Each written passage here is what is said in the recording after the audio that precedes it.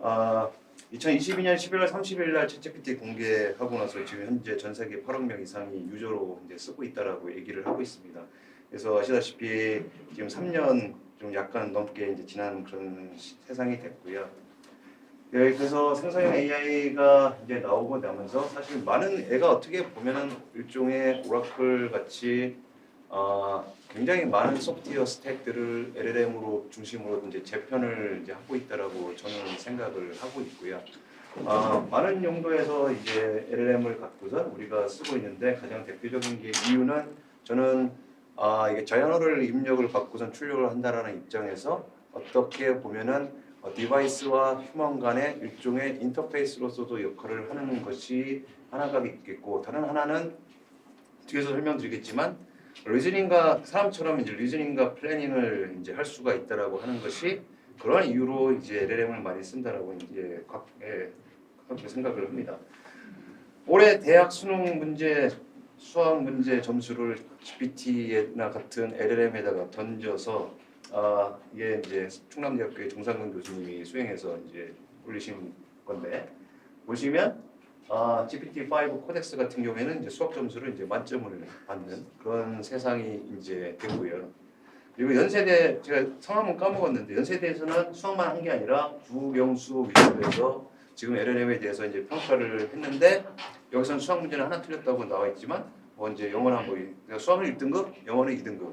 국어는 뭔가 이제 어떻게 보면은 여기 한국어라고 하는 것은 미드 사이드 랭귀지거든요. 그 퍼퓰러리티 면에서 보면은 그러다 보니까 학습이 좀 토큰이 좀 양이 학습 토큰이 좀 부족했는지 국어형에서는 많이 부진한.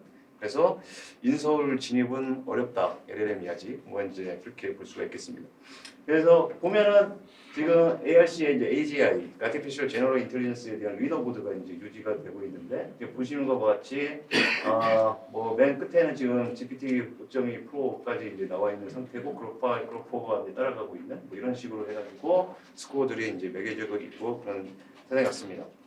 그다음에 이게 또 엊그제였습니다. 엊그제 그 서강대 수학과 교수님이 국내 AI랑 해외 AI 모델을 이제 성능을 비교를 했다라고 하면서 오른쪽 그래프인데 보시면은 이게 굉장히 논쟁거리가 돼버린 그래서 독자 AI 파운데이션 개발 프로젝트에 참여하고 있는 업체들이 이제 반발을 하는 반박 기사를 내고 막 이제 그렇게 됐던 겁니다. 어쨌든 여기서 이제 파이썬 그 툴 콜링도 안 되고 근데 국내 모델이 그게 안 되거든요 지금 그런 상태라서 뭐 객각선했는데 지금 상태는 좀 그렇고요. 5대 독자 파운데이션 모델 개발 프로젝트 좀 딜레이 돼가지고 내년 상반기 중에 평가를 이제 하면은 그걸 갖고서 이제 다시 평가를 해서 우리가 사용을 해봐야 될 그런 상황인 것 같습니다.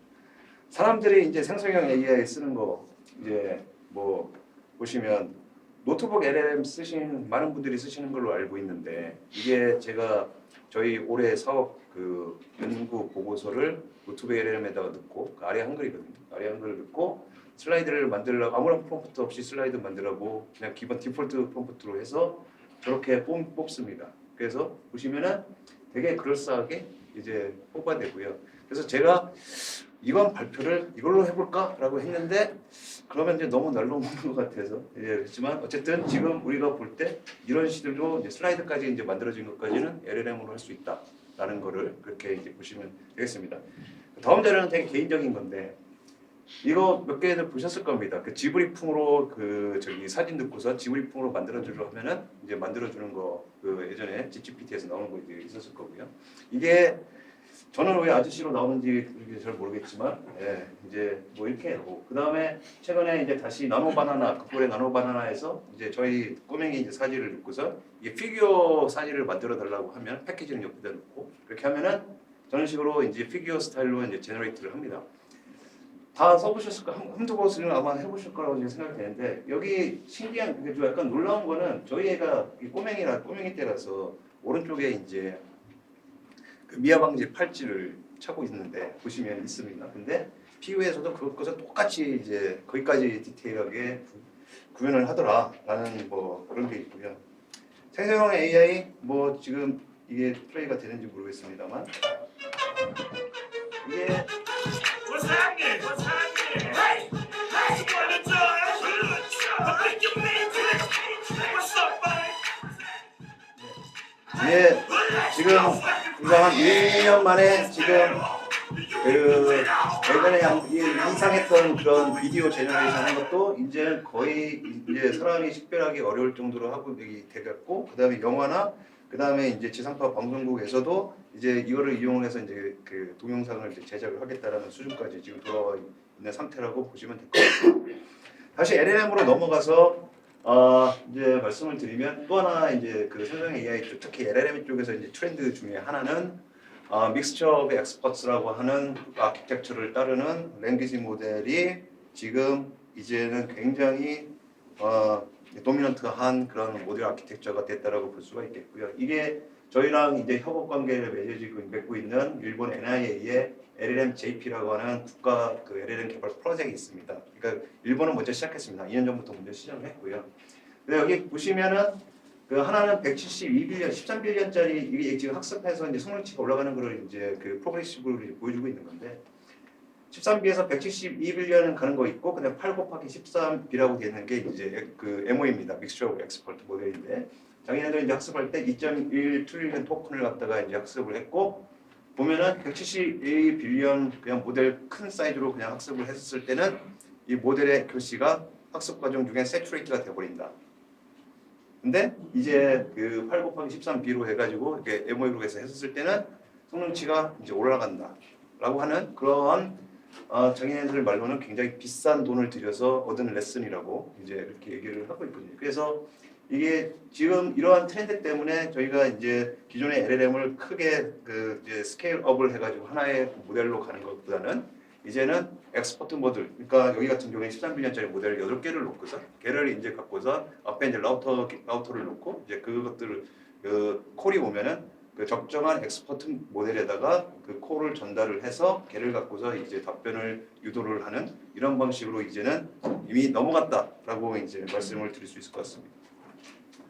그리고 LLM에 대해서 이제 말씀드리면 그러니까 LLM은 날 때부터 태어날 때부터 그 플래닝과 리즈닝이 가능하다라고 하는 그러한 사실들이 있습니다. 그래서 이게 2022년에 각각에 나왔던 논문들인데 그러니까 챗GPT가 나오기도 전에 보시면 왼쪽은 어떤 그 집안일에 대한 스케줄 플래닝을 이제 하는 것이고요. 오른쪽은 이제 그냥 스텝 바이 스텝이라고 하는 그냥 프롬프트만을 주고 그래서 얘를 갖고선 추론을 하게 하는데 제로샷입니다, 둘 다. 그래서 학습을 시키지 않아도 기본적으로 플래닝과 리즈닝을 할 수 있는 어빌리티를 LLM이 이제 가지고 있다라고 하는 그런 사실들을 기초로 해서 우리가 리즈닝 LLM이라고 뭔가 그 리즈닝 COT를 더 입혀가지고 LLM을 이제 개발을 하기도 하고요. 그리고 그거를 이용해서 에이전트 시스템 만드는 것이 지금 되어 있습니다. 근데 문제는 이러한 리즈닝의 그 LLM을 갖다가 쓰게 되면은 이 토큰 스로풋이 굉장히 많습니다. 왜냐하면 추론하는 과정 일련의 과정들 토큰들을 그 기존보다 더 많이 찍어내고 있거든요. 그러다 보니까 트레이닝 타임에서 우리가 LLM 학습을 위해서 GPU가 많이 요구되는 것은 익히 알고 있지만 그렇지만 이제 지금 트렌드는 이제 어떻게 되냐면 이제는 테스트 타임조차도 인퍼런스를 할 때 테스트 타임조차도 이제 그 GPU가 많이 요구가 된다라고 하는 그러한 트렌드 또 하나의 트렌드를 우리가 확인을 할 수 있을 것 같습니다. 그 LLM 그리고 지금 LLM 갖고서 많은 일들을 하고 있는데 그 제가 이제 오라클이라고 말씀드렸는데 굉장히 많은 일들을 하고 있고요. 그래서 지금 요 같은 그 경우에는 그 유레카라고 엔비디아에서 이제 그 작년에 내놨던 모델인데 이 로봇으로 이제 펜 돌리는 게 그 구현하기가 되게 어렵다라고 얘기를 하는데 얘를 이제 이걸 하기 위해서 강화학습으로 이제 그 로봇을 이제 그 학습을 시키는데 이 강화학습에서는 리워드 펑션 디자인이 굉장히 그 중요한 일인데 그거를 사람이 아니라 LLM에다 맡겨서 좀 해봤더니 좀 나은 성능을 내보내더라라는 그런 거를 이제 보일 수가 있겠고요. 또 하나는 이제 국방 쪽에서 제가 이제 국방 일도 좀 합니다만 국방 쪽에서는 이제 UAV나 드론 같은 것을 이제 실제 전장에서 뭐 이런 거죠. 돌격하면 돌격하고 사격하면 이제 사격하는 뭐 이러한 UAV를 말로 마치 전장에서 뭐 이제 전우한테 얘기하는 것처럼 그렇게 하는 것까지 지금 고려를 하고 있는 거예요. 그래서 이거는 그 이제 자연어로 치면은 그 드론이 먹을 에더블 오브젝트 그러니까 여기서 사과를 탐색을 해서 사과한테 이제 가는 이런 거를 데모를 한 그런 이그샘플이라고 보시면 될 것 같습니다. 그래서 또 하나 그리고 이제 다시 하나 또 이것이 이제 아까 말씀드렸던 대로 그 LLM의 리즈닝과 플래닝 어빌리티를 이용을 해서 이제 에이전트를 만드는 그런 것이 됐고요. 지금 이게 사실 제가 어마어마하게 겁이 날 정도로 너무나 빠른 속도로 지금 에이전트 시스템들이 지금 빌드업이 돼가고 이미 상용이나 그런 것들 서비스가 되는 것들이 막 지금 엄청나게 늘어나고 있는 그런 형국입니다. 그런 상태고요. 그 다음에 이거를 또 가능하게 한 기술 중에 한 요소는 모델 컨텍스트 프로토콜이라고 해가지고 우리가 LLM을 갖고서 뭔가 작업을 할 때 외부의 정보 자원을 탐색을 한다던가 내지는 외부의 펑션 콜을 불러가지고 쓰는 데 있어서의 일종의 표준화된 프로토콜이 이제 만들어지고 그걸 갖고서 이제 LLM과 결합해서 이제 LLM의 플래닝을 통해서 외부의 펑션 콜을 순차적으로 불러서 호출하고 뭐 이런 식의 하는 것까지 이제 하는데 여기서 더 나가서는 이제는 주어진 플래닝을 갖고서 하는 게 아니라 뭔가 쿼리가 오면은 그거에 대한 다이나믹하게 우리가 마치 그 시퀄이 들어오면은 시퀄에서 이제 우리가 그 쿼리 옵티마이제이션 하는 것처럼 LLM이 그런 플래닝을 옵티마이즈를 한 다음에 적절한 펑션들을 찾아서 지가 알아서 찾아서 불러오고 뭐 이런 식으로까지 이제 가능해지는 뭐 그런 시대가 온 것 같습니다. 네, 여기까지가 지금 생성형 AI 관련된 제 경험과 비추어서 이제 트렌드 현재 그 가장 대표되는 트렌드를 몇 개를 소개를 드렸고요. AI for Science는 말 그대로 과학기술 연구를 위한 AI입니다. 그래서 기존의 경험으로부터 받았던 지식을 갖고선 우리가 뭔가 실험을 했던 그리고 그 경험칙들이 모여서 어떤 일종의 러나 포뮬러를 만들고 그걸 갖고선 계산을 통해 가지고 뭔가 예측을 하는 그 2세대 그 다음에 컴퓨터 도움을 받아서 그거를 좀 크게 해보는 3세대 그 다음에 뭐 디스트리뷰티브 컴퓨팅 그 다음에 네트워크 더 커진 그 네트워크 밴드위드 그 다음에 리눅스 OS 같은 싼 그런 것들을 이용해서 이제 뭔가 빅하게 한다고 해서 빅데이터 드리븐 뭐 이런 식으로 이제 가다가 2018년도에 알파폴드가 나오고서 AI가 뭔가 그전에 풀지 못했던 난제를 AI 기술을 이용해서 풀 수가 있구나라고 하는 것들에 대한 인식을 가지면서 사람들이 AI를 갖고 과학기술에 접목을 하는 그런 것들을 시도를 했고요. 어제도 말씀드렸지만 AI로 작년에 노벨상이 2개가 나왔는데 하나는 이제 그 AI의 파운데이션을 이제 그 닦으신 분들이 받으셨고 하나는 그 바이오사이언스 쪽에 컴퓨테이셔널 프로틴 디자인과 그다음에 스트럭처 프리딕션 쪽에 알파폴드와 로제프타폴드가 이제 상을 수상을 했습니다. 그래서 참고로 말씀드리지만 허필드 네트워크의 그 저자인 존 허필드는 노벨상을 받는데 42년이 걸리셨고 데이비드 베이커는 그 로제타 폴더를 21년에 논문을 내고 24년도에 노벨상을 받으셨습니다. 물론 다른 것 때문이라도 노벨상 받으실 거라고는 이제 그런 얘기는 있지만 그래서 AI가 이제 우리가 과학기술 연구에 있어서 굉장히 많은 기여를 할 수 있다라고 하는 그런 비전을 가지고 굉장히 많은 그 나라들이 집중 투자를 하고 있습니다. 최근에는 미국에서는 그 제네시스 프로젝트라고 해가지고 미국의 이제 국립연구소를 기반으로 해서 실험 데이터 모으고 GPU 모으고 그리고 그거에서 쓸 수 있는 AI를 만들겠다라고 하는 그러한 것들을 해서 발표를 했고요.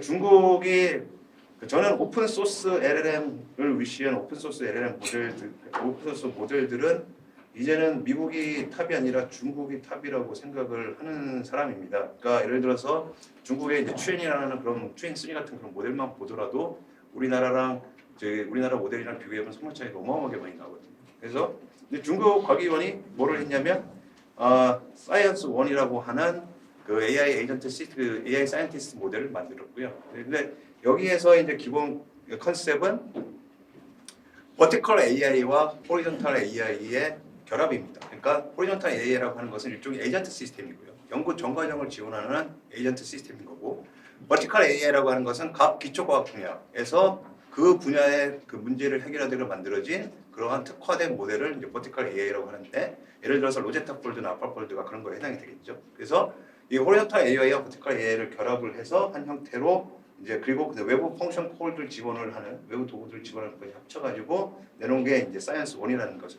7월에 이미 서비스를 시작을 했습니다. 그런 상태입니다.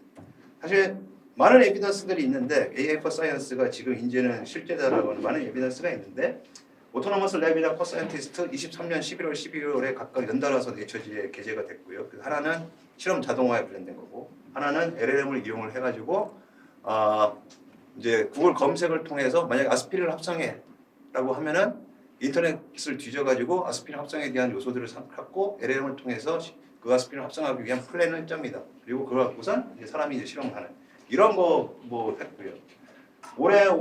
올해는 AI 사카나 AI의 그 AI 사이언티스트 버전 2가 아이클리어 워크숍 페이퍼의 피어 리뷰를 통과해서 이제 논문이 억셉이 된.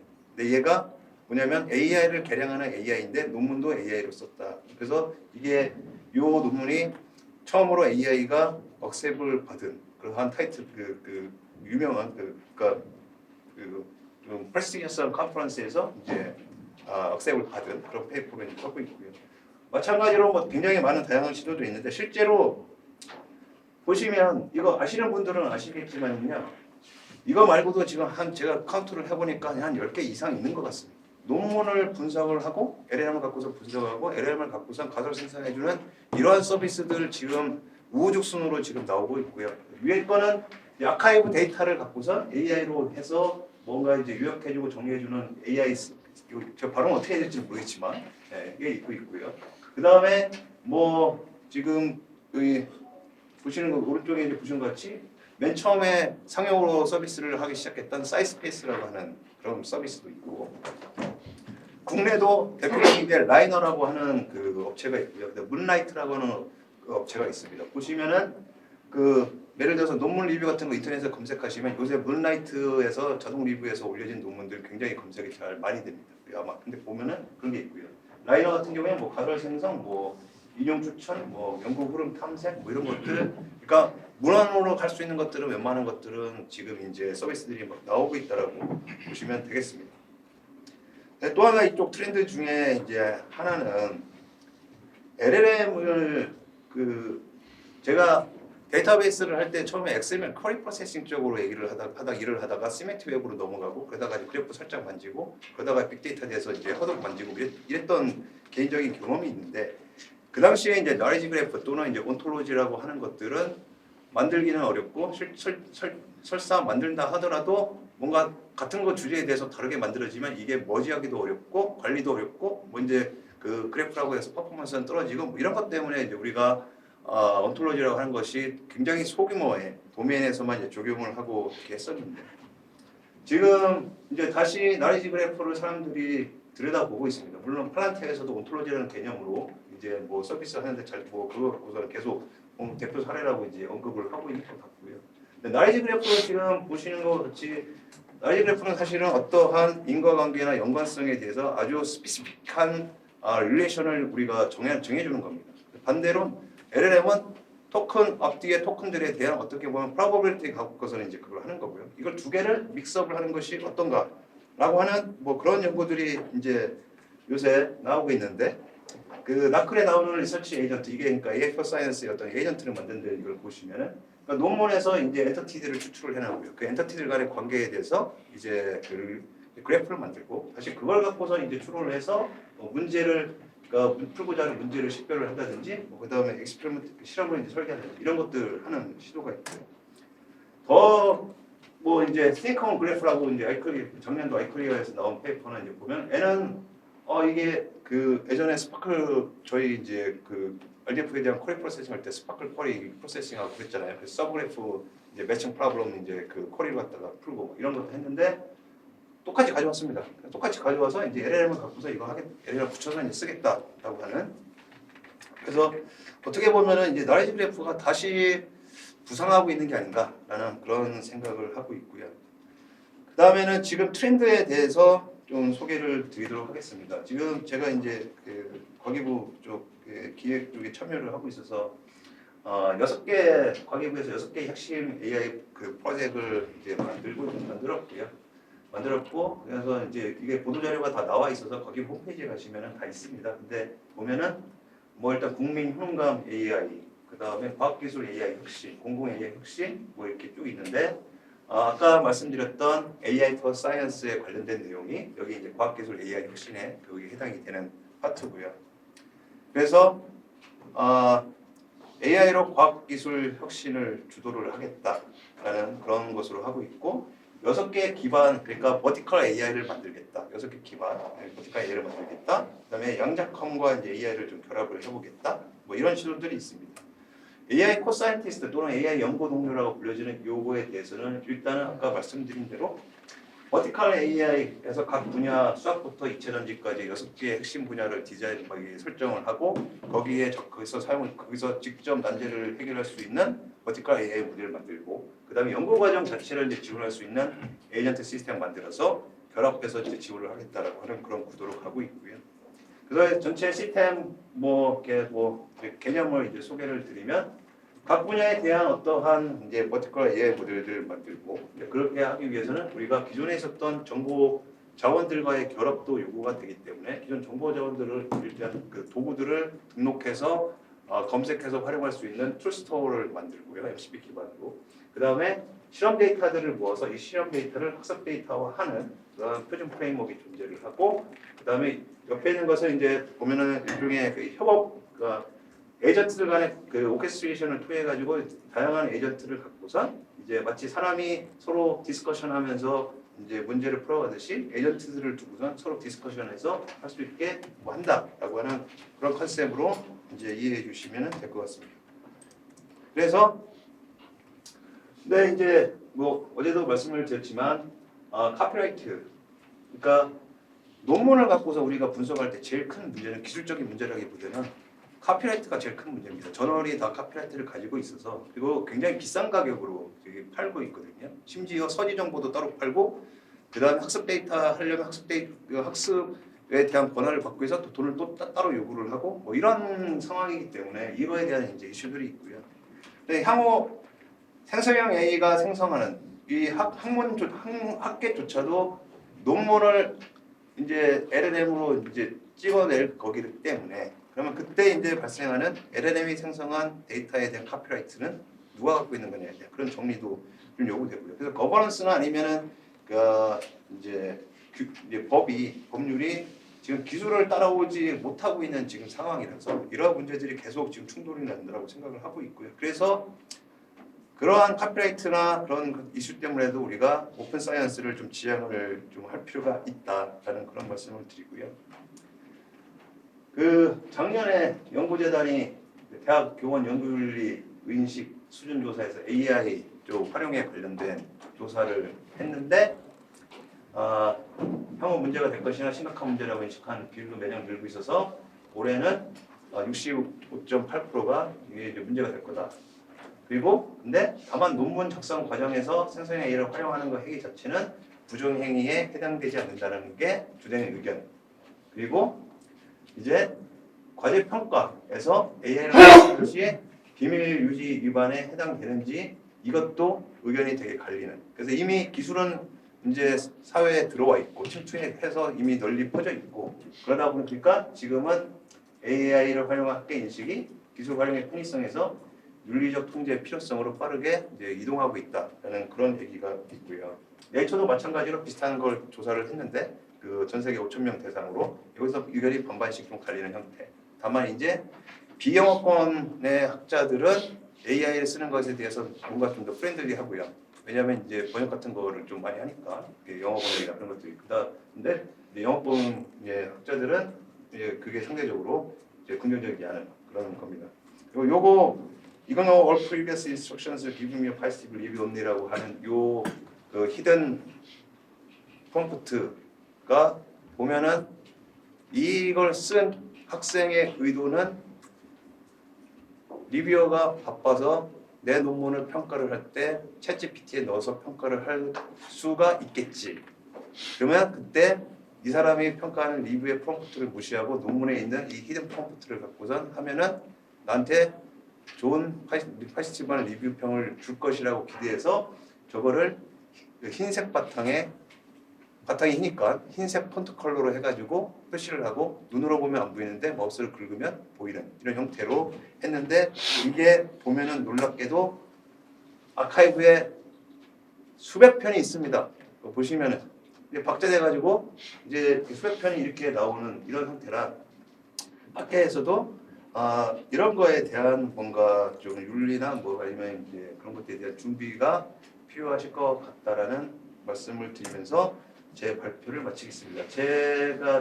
그리고 저희가 하는 연구들은 전부 다 저 확인 패스 저 주소에 있어서 관심을 시간이 되실 때 관심을 가져주시면 감사하겠습니다. 예, 감사합니다.